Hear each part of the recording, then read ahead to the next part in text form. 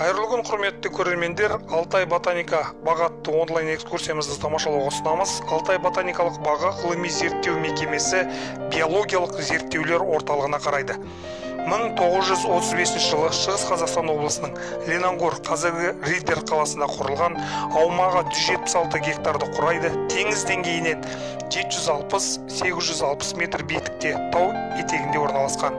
Оның 50 гектардан астам жері табиғи қорық ретінде сақталған. Алтай ботаникалық бағының негізгі ғылыми зерттеу жұмыстары Алтайдағы өсімдіктер дүниесін қорғау және олардың маусымдық өзгеру заңдылықтарына бақылаулар жүргізу, пайдалы өсімдіктер түрлерін өсіріп, халық шаруашылығына пайдалану, басқа жерлерден әкеліп отырғызылған өсімдіктерді жерсіндіру, өлкедегі өндіріс орталықтарын көгалдандыру. Ондағы жоғарғы сатыдағы өсімдіктердің 4000 данадай түрінің 200 түрі жергілікті флораға жатады.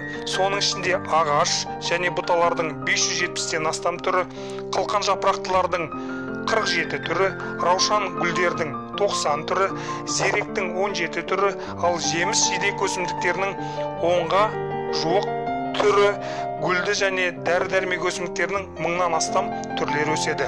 Алтай ботаникалық бағы осы уақыт ішінде өндірістік орталықтарды көгалдандыру үшін ағаш бұталардың 100-ден астам артық түрін, жеміс-жидек өсімдіктерінің 10-даған сорттарын, малға жемшөптік өсімдіктің 25 түрін, бал шырынды өсімдіктің 34 түрін халық шаруашылығына пайдалануға енгізді.